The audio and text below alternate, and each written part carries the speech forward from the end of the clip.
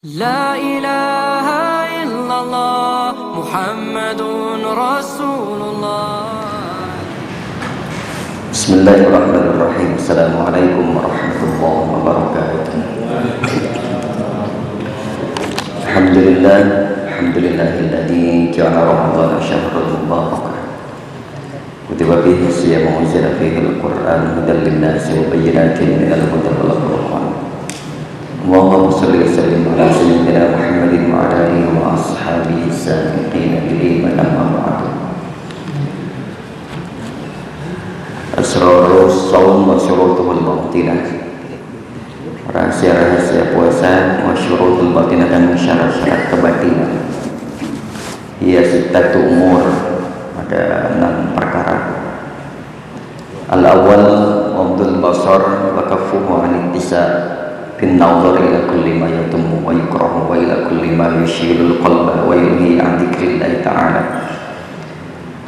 Di antara yang 6 kemarin kita sampaikan bahwasanya yang pertama adalah menundukkan pandangan, waqafuhu anitisa, dan mencegah pandangan itu dari meliarkan, jadi tidak sampai pandangan kita menjadi liar melihat apa saja objek-objek yang dilarang oleh Allah Subhanahu wa taala, wa yukrahu, dan dibenci.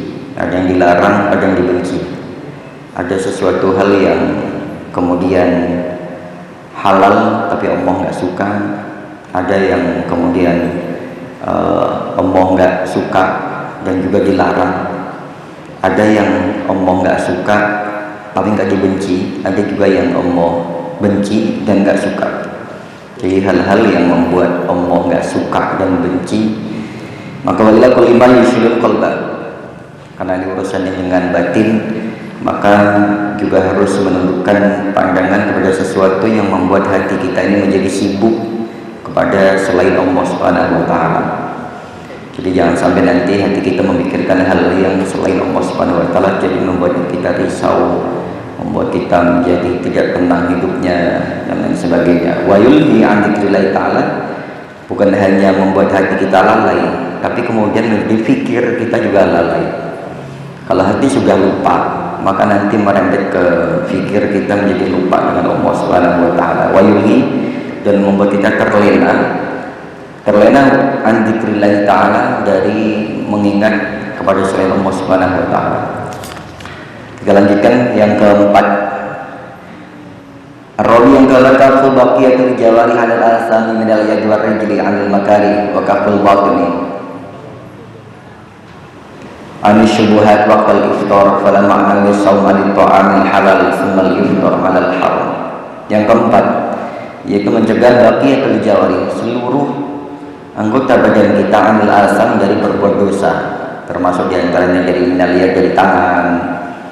Jangan sampai tangan ini bulan puasa sama dengan yang enggak puasa, masih suka iseng dan lain sebagainya. Termasuk yang kemarin bahkan kepada hal yang tadinya halal kepada pasangan kita, kemudian bermain-main dengan tangan di siang hari, itu juga menjadi makruh, menjadi dibenci, meskipun tidak sampai membatalkan puasa.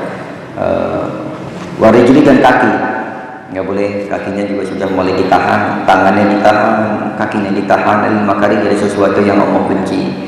Wakaful batni, dan mencegah perut kita anis syubuhat, dari makanan-makanan yang syubhat.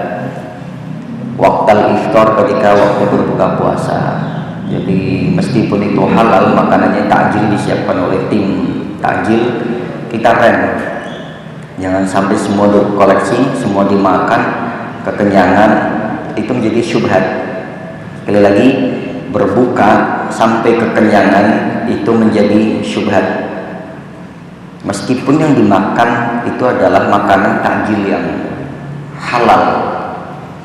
Karena kalau dia di masjid bisa dipastikan itu halal, sumbangan orang diolah oleh dengan cara yang halal, dibawa orang-orang yang halal, bahkan diurus oleh orang-orang yang halal dengan cara yang halal. Tapi kemudian kok kita berlebihan sampai sholat maghribnya keteteran misalkan, atau sampai begah, jadi malas ibadah. Maka berbuka sampai kekenyangan, anis syubhat waktal iftar, masuk ke dalam ranah syubhat. Syubhat itu perkara yang halal tapi mendekati kepada hal-hal yang tidak Allah sukai. Fala ma'na lis-samani ta'amil halal summal iftar 'alal haram. Itu yang halalnya. Bagaimana dengan yang haramnya? Di sini sampaikan fala ma'na lis-samani ta'amil halal, maka makna berpuasa dengan makanan yang halal, sahurnya pakai makanan yang halal, kemudian summal iftar, kemudian berbuka puasa 'alal haram, menggunakan memakan makanan yang haram. Famasal hadza shaim masalu ma yabni kisran wa yahdimu misran. Perumpamaan orang yang berpuasa sahur dengan makanan yang halal kemudian berbuka dengan makanan yang haram. Orang yang seperti ini diumpamakan seperti masalu man yabni kisran. Barang siapa yang melakukan hal itu, maka dia seperti membangun sebuah istana tapi menghancurkan kota. Contoh begini, bikin reklamasi misalkan, sebuah istana dia bangun, gedung-gedung megah dia bangun, tapi dia tidak memikirkan lingkungan sekitar. Efeknya nantinya ke lingkungan sekitar, misalkan atau membangun sebuah apa sehingga mengorbankan hutan yang digundulin misalkan dan lain sebagainya, atau mau membangun sebuah tempat yang megah tapi yang sekitarnya digusur-gusur tanpa ada ganti rugi yang layak. Maka orang yang berpuasa dengan berbuka dengan makanan haram seperti orang membangun sebuah gedung megah, istana, tapi tidak mempedulikan lingkungan sekitar. Dia semena-mena zalim kepada yang sekitarnya, maka itu juga nggak layak, sangat tidak dianjurkan. Wa qala Nabi sallallahu alaihi wasallam kam min shaimin laisa lahu min siyamihi illa al-ju' wal 'atas. Di sini yang sering kita sampaikan, kam banyak, min dari shaimin orang yang berbanyak dari orang yang berpuasa, laisa tidak ada lagu bagiannya, min shaumihi dari puasanya, illa al-ju' kecuali lapar, wal 'atas dan haus.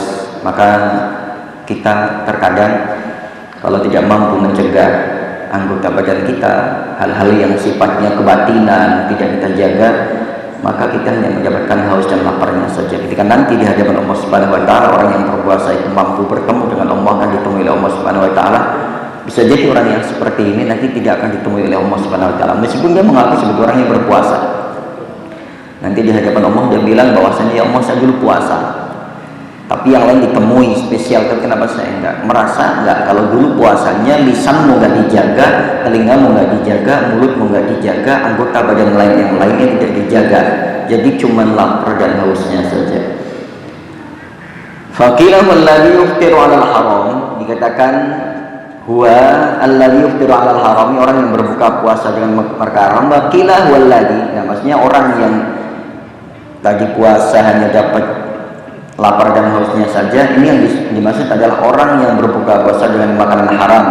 Disampaikan satu lagi, wakilah walladhi yumsiku 'anil ta'amil halal wa yuftiru 'alal haram 'alal humin nas bil ghibah wa huwa haram. Dikatakan juga adalah orang yang menahan diri dari memakan yang halal, puasa maksudnya, wa yuftiru 'alal humin nas, 'alal humin nas, dan dia berbuka puasa dengan makan daging manusia. Bagaimana caranya? Berbuka puasa majelisnya diisi dengan ghibah, ngomongin orang. Banyak tuh biasanya acara-acara bukber itu, kemudian yang gak hadir diomongin, yang nyumbangnya sedikit diomongin, yang ada masalah diomongin. Itu udah, bahkan itu menjadi tradisi tuh, banyak yang seperti itu. Ini sebagaimana orang yang menahan diri dari berpuasa hal-hal yang halal untuk tidak dikonsumsi, kemudian sangat disayangkan berbuka puasanya menggunakan daging manusia dengan apa? Ghibah, ngomongin orang. Apalagi siangnya sudah batal dari siang, maka itu harus, mau tidak mau maka harus dicegah. Waqina walladzina yahfazu jawarihahu 'anil asam. Dikatakan pula orang yang hanya mendapatkan haus dan laparnya saja adalah walladzi, adalah orang layak pada yang tidak mampu menjaga mengendalikan jawarihahu, anggota badannya, panca inderanya, anil azam, dari perkara-perkara yang dosa. Ini jangan sekalian. Yang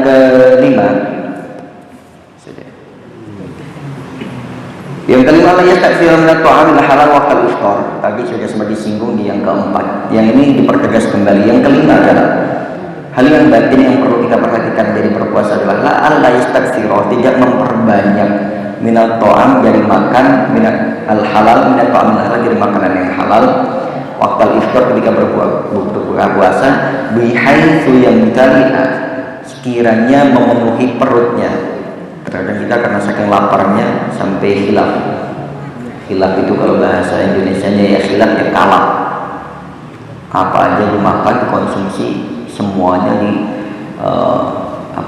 dimasukkan ke dalam perut. Dari mulai semuanya, biasanya kan menu-menu berbuka puasa banyak aneka macamnya. Dia ambil semuanya, makan semuanya, sehingga perutnya kekenyangan, kepenuhan.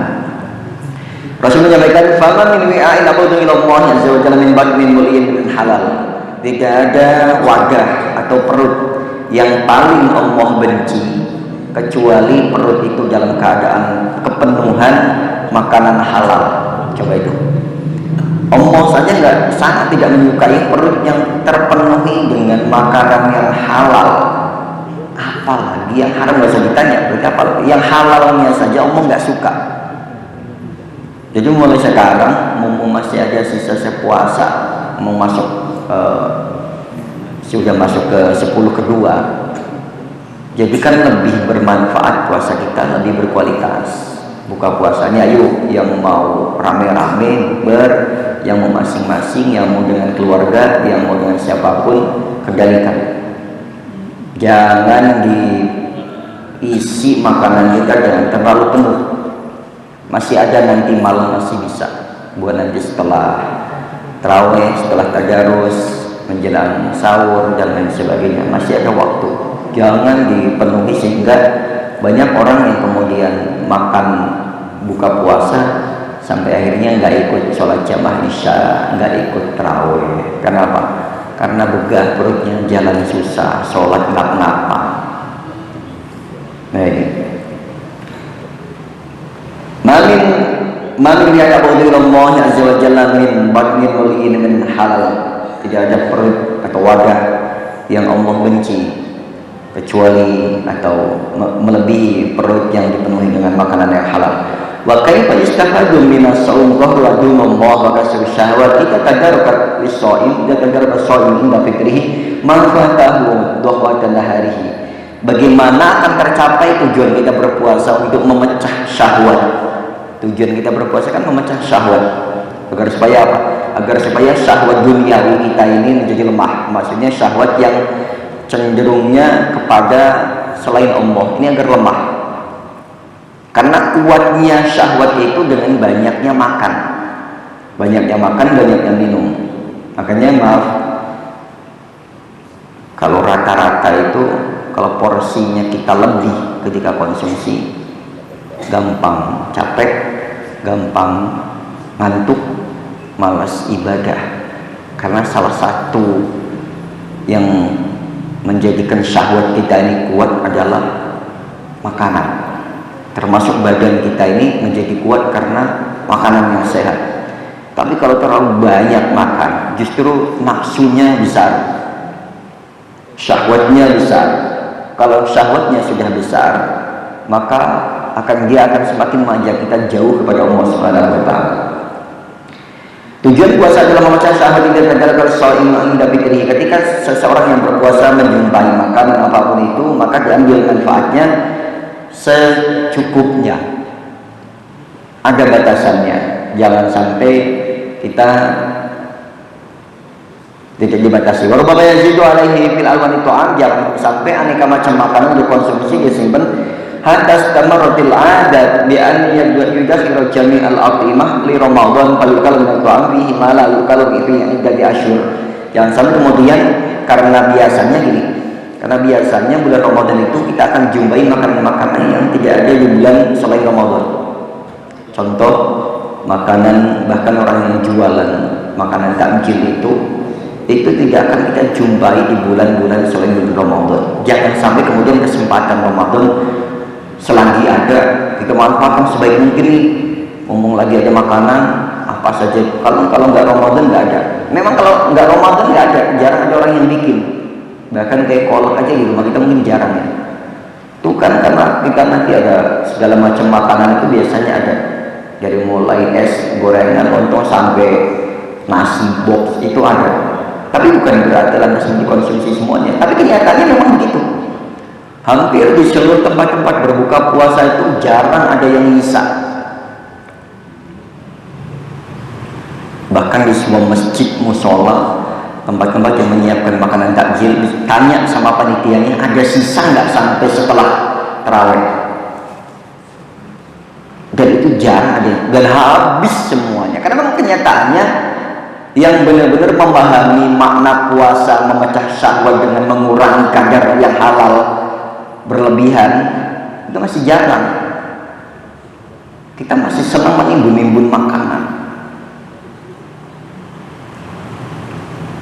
Kalau tujuannya masih begitu, ya nanti tidak akan sampai tujuan utama kita berpuasa untuk memecah syahwat. Kalau syahwatnya besar, mohon maaf, mustahil akan sampai kepada Allah. Bahwa syahwat itu, nafsu itu semenjak diciptakan memang sudah membangkang dengan Allah Subhanahu wa taala.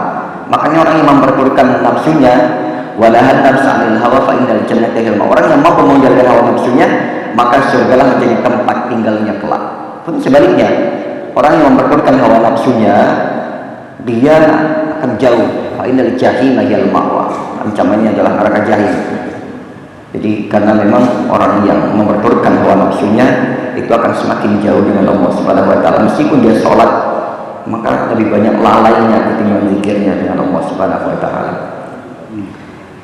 Kira-kira zaman sekarang bagi hari ini, maka kendalikan nafsu syahwat kita dengan puasa yang berkualitas, dengan anggota badan kita. Perhatikan, benar-benar perhatikan, jangan sampai hal-hal yang halal berlebihan kemudian masuk ke dalam syubhat. Syubhat itu dekat dengan perkara yang haram. Syubhat itu dekat dengan perkara yang haram. Kalau banyak syubhatnya kemudian jatuh yang haram, nggak akan mungkin Allah menerima amalan yang bercampur dengan amalan atau apapun yang bercampur dengan yang haram. Karena itu Allah tidak menghendakinya. Ini namanya layak balu.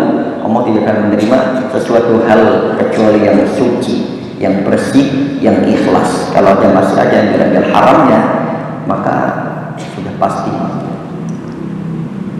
kita tidak lagi berharap untuk terima, karena itu sudah ketentuan Allah Subhanahu wa taala. Ini zaman sekarang kami sampaikan, mudah-mudahan ada manfaatnya, semakin menambah dan memperbaiki kualitas kita di sisa-sisa Ramadan tahun ini. Mudah-mudahan Allah kuatkan kita, Allah panjangkan usia kita sampai dengan hari raya Idul Fitri ini dan sampai hari raya Id yang selanjutnya. Subhanallah wa bihamdika asyhadu